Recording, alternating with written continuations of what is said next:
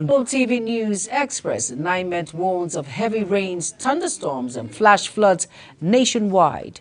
In business, crude oil prices rise after United States-European Union traffic deal. And on the foreign scene, United States suspends visa services in Niger Republic, cites overstay concerns, political strain, and on sports, Nigeria to battle South Africa in crucial World Cup qualifier September 9th. Hello and welcome to all our viewers in Nigeria and around the world to Midday News on Global TV. Coming to you live from the nation's capital, Abuja, I am Jumai Manson.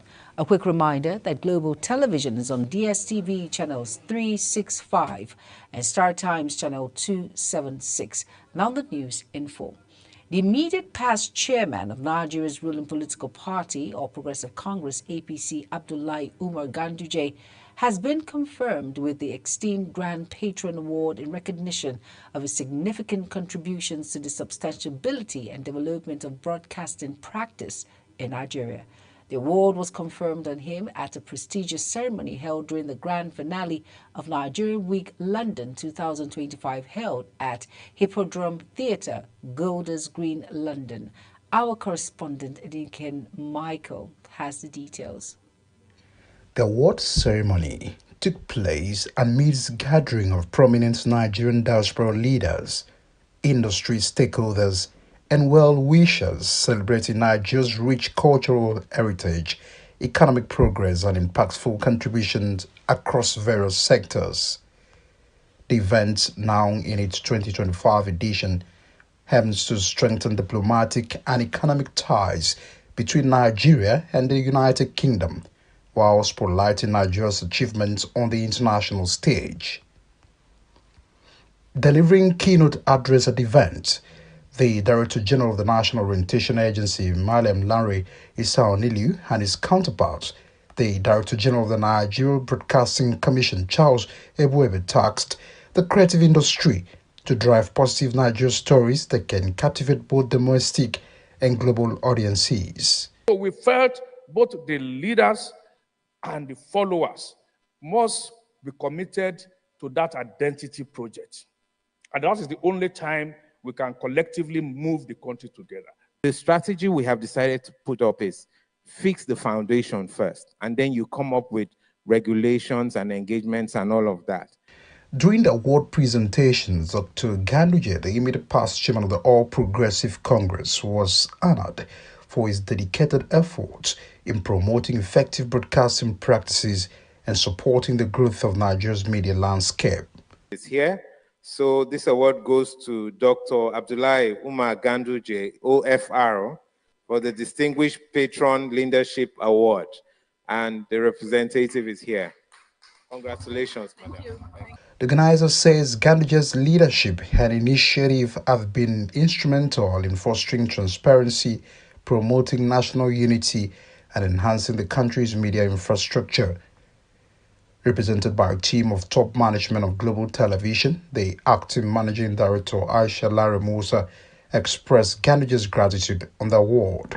I'm here to receive this award on behalf of His Excellency Dr. Umar Abdullahi Ganduje, who really wanted to be here during the opening ceremony.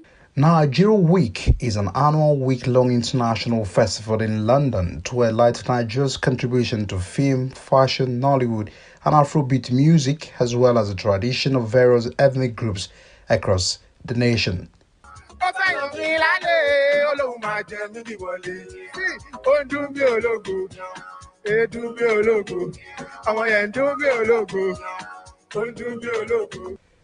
Edikan Michael, reporting from London for Global Television News.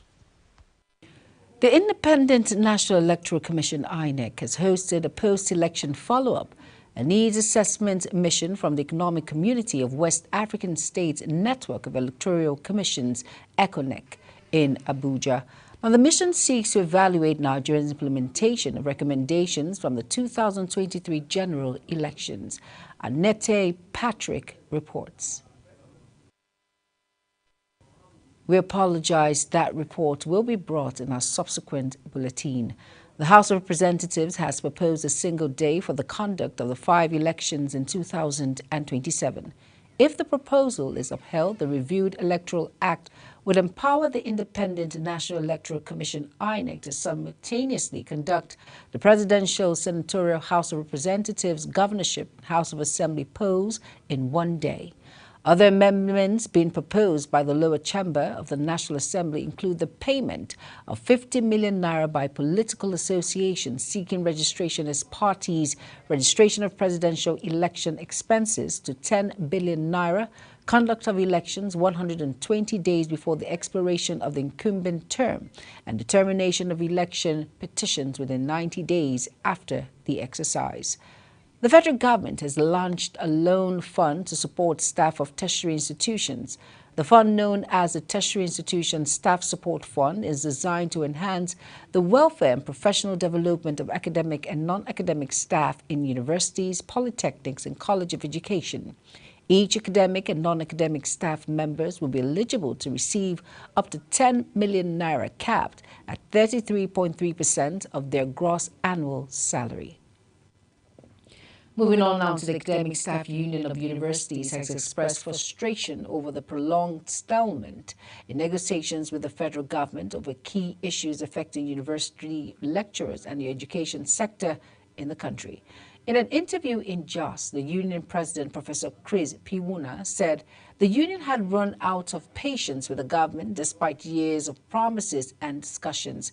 Piwuna stressed that the union's demands were clear and well articulated, citing 2009 agreement with the government, which outlines key issues such as conditions of service, autonomy, academic freedom, sustainable funding, and earned academic allowances.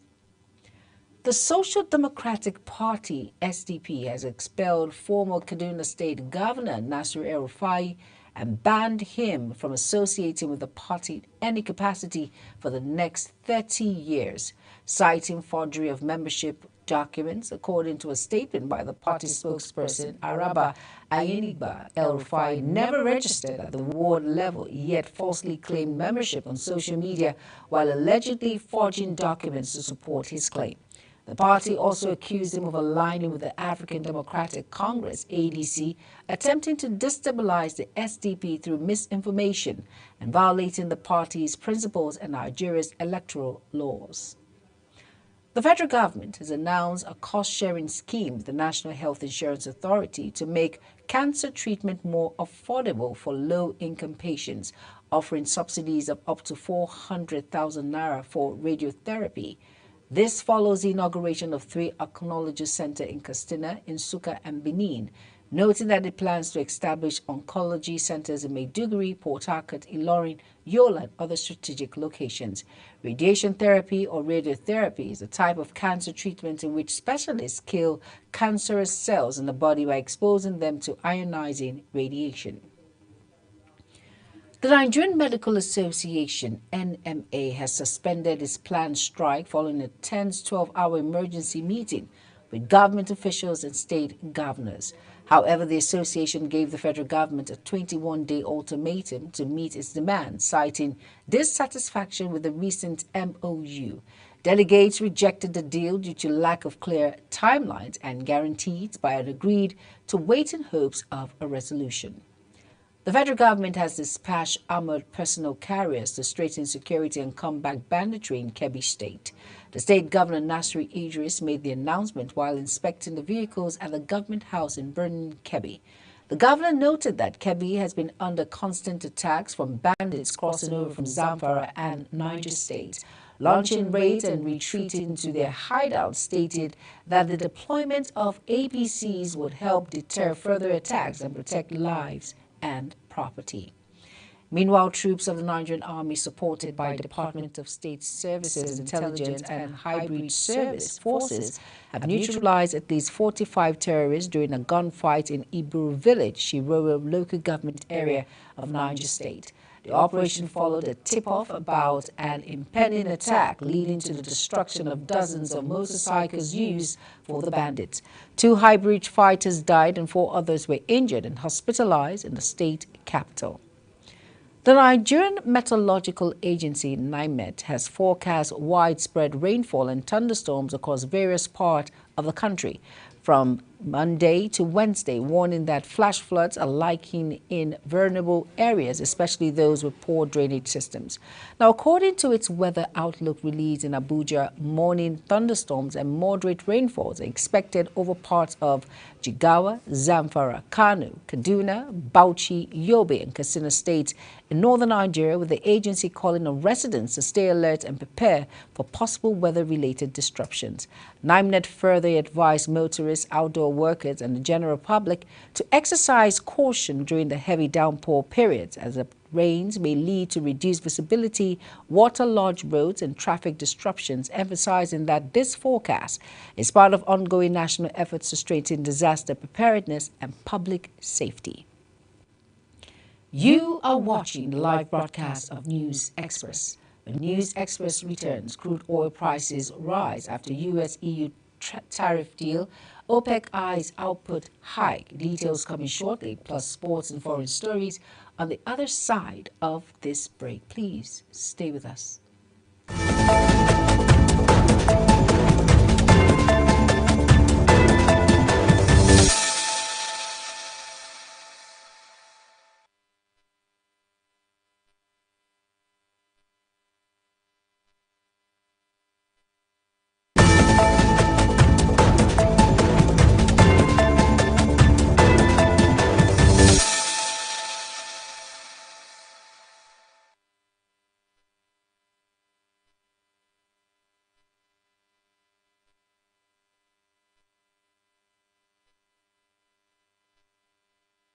You're welcome back, and if you're just tuning in, this is News Express on Global Television. Thank you for staying with us. In Business Now, President of Dangote Group, Aliko Dangote, has described President Bola Tinubu as a listening president whose policy direction is reviving investor confidence in Nigeria's struggling economy and addressing long-standing crude supply bottlenecks. Dangote made the remarks when the Minister of Industry, Trade and Investment, Jumoke Oduwole, paid a working visit to the Dangote Petroleum Refinery and Petrochemicals, as well as Dangote Fertilizer Limited in Ibiju, Lekki, Lagos. Dangote applauded the federal government's recent interventions aimed at easing crude oil supply to local refineries, particularly commending the Naira 4 crude initiative and Naira First policy as bold and transformative effort. A proposal to establish a new agency that will oversee the decommissioning of oil and gas installations of Nigeria has sparked debate among stakeholders in the sector. While lawmakers say the move is necessary to protect the environment and host communities, regulators believe existing frameworks are sufficient. Our correspondent, Annette Patrick, has the details. Stakeholders in Nigeria's oil and gas sector are sharply divided over a proposed law to establish the National Commission for Decommissioning of Oil and Gas Installations, also known as NCDOGI. The public hearing, chaired by Honorable Alhassan Adodogwa of the House Committee on Petroleum Resources Upstream, brought together lawmakers, regulators, and environmental experts to deliberate on the controversial bill. Honorable Adodogwa described the initiative as a proactive move to enforce global best practices and shield host communities, especially in the Niger Delta, from the environmental risks of abandoned oil infrastructure, but not everyone is on board. The regulatory institution in enforcing all assessing decommissioning practices, this bill is not meant to duplicate your work, but to complement and strengthen existing legal frameworks while creating a unified approach to a matter of national importance. A director at the Nigerian Upstream Petroleum Regulatory Commission, Mark Emmanuel, argued that the existing Petroleum Industry Act already covers decommissioning obligations and funding mechanism under the supervision of his agency. Creating a separate commission now would undermine the principles of regulatory clarity and predictability that the PIA 2021 sought to achieve, thus impacting on the federal government's initiative on the ease of doing business. Also echoing this view was Director of Environmental Assessment at the Ministry of Environment, Rufikat Odetoro, who suggested that rather than creating a new body, agencies like the National Oil Spill Detection and Response Agency should be empowered and better funded. We cannot afford to contaminate our environment because our environment is our national asset.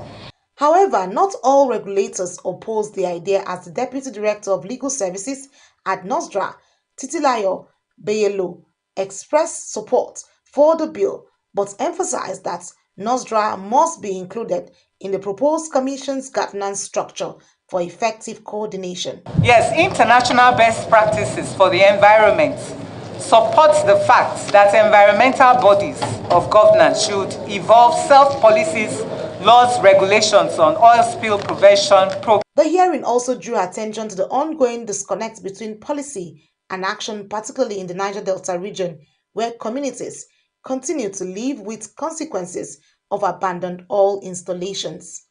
Annie T. Patrick, Global Television News. Global oil prices have climbed after the United States and European Union resolved their trade standoff, easing fears of disrupted energy trade. OPEC Plus is expected to continue phasing out voluntary production cuts, possibly adding 280,000 barrels per day in September. Now, analysts say global oil demand rose by 600,000 barrels per day in July, helping observe the extra supply. On the foreign news, the United States has halted all routine visa processing at its embassy in Niamey, Niger Republic, citing strained relations with the country's military-led government and high overstay rates among Nigerian visa holders. While diplomatic and official visas will still be processed, an internal directive advised United States consular officers globally to apply stricter scrutiny to all Nigerian applicants. The move comes months after the U.S. military withdrew from Niger at the junta's request, while Trump administration intensifies immigration enforcement targeting students and green card holders, particularly those suspected of pro-Palestinian sympathies. Ceasefire talks have started between Thailand and Cambodia leaders in Malaysia in an urgent effort to resolve deadly border clashes that entered a fifth day despite mounting international calls for peace.